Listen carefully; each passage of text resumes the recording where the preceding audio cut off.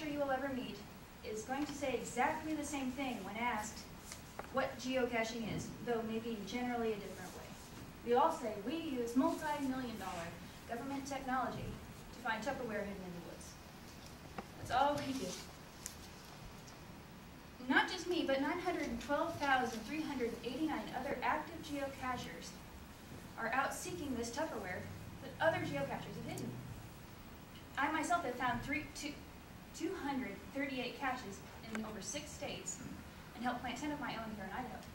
It's a sport that has inspired me personally, and is my goal today to introduce you all to the sport of geocaching. I'll do this by number 1. I'm going to give a very brief background. I'm going to tell you about what the caches are like, and I'm going to tell you about the wonderful places we'll hide them.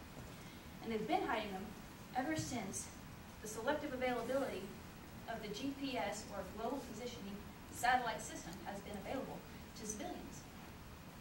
May 2nd, 2000 was when the government made it available for us civilians to actually use this technology.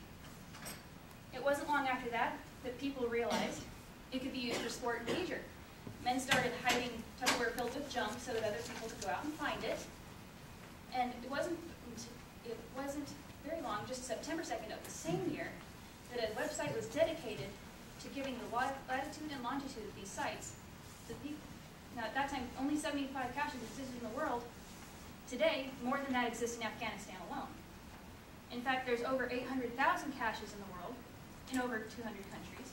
There's 32 caches in Antarctica, and there's 16 geocaches within 1 mile radius of the zip code in which you are sitting right now. Finding the geocache is done by using a system not much larger than your cell phone. You go online to geocache.com, you put in the latitude and longitude of the general area you'd like to be looking, and it'll give you an exact latitude and longitude of a box, very similar to this one. You're going to be in the boonies. This is what you're most likely going to see as a geocache. Somebody takes an ammo can, or a tin can, or a Tupperware can, fills it with random crud,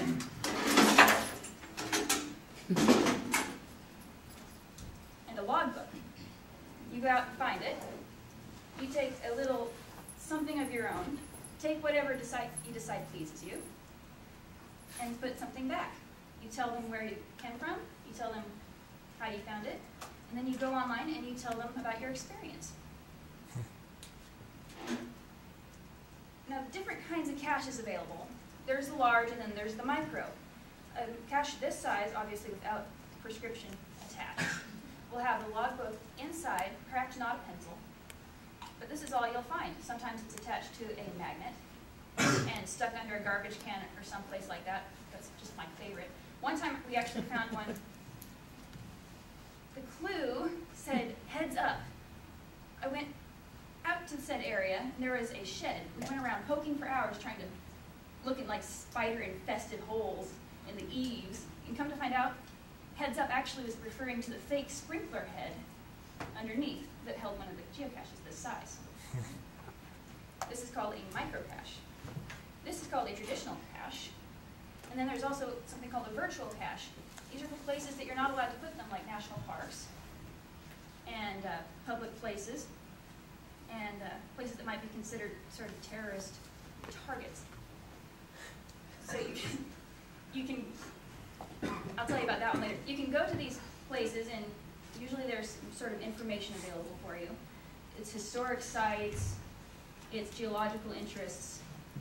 There's not really a cache for you to find, but you go and you find this information, you log that information you found, and you don't get skunked, or say you haven't found it. The trinkets, the purpose of the trinkets, there's not really a purpose to the trinkets. Who wants one of these?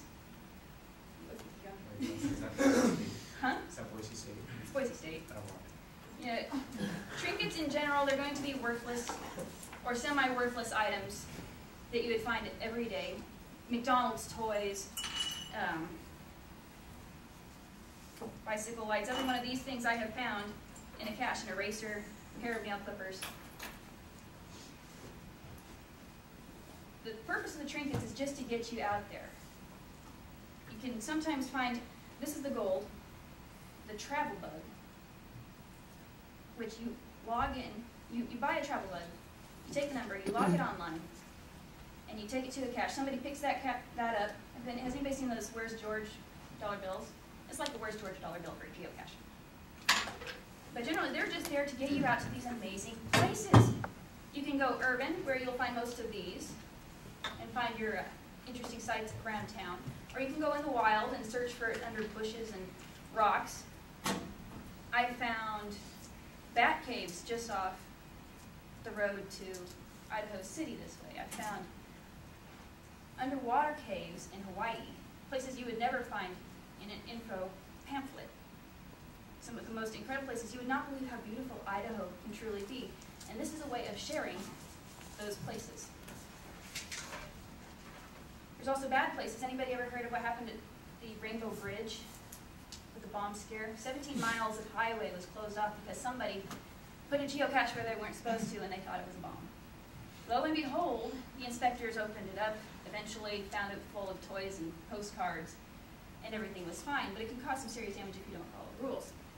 Now, I've told you about the history of geocaching. I've told you a little bit about the caches themselves. I told you about the places that they can be. And I hope that maybe it's at least inspired you to dig a little bit deeper into the sport of geocaching, which I myself have found so inspiring.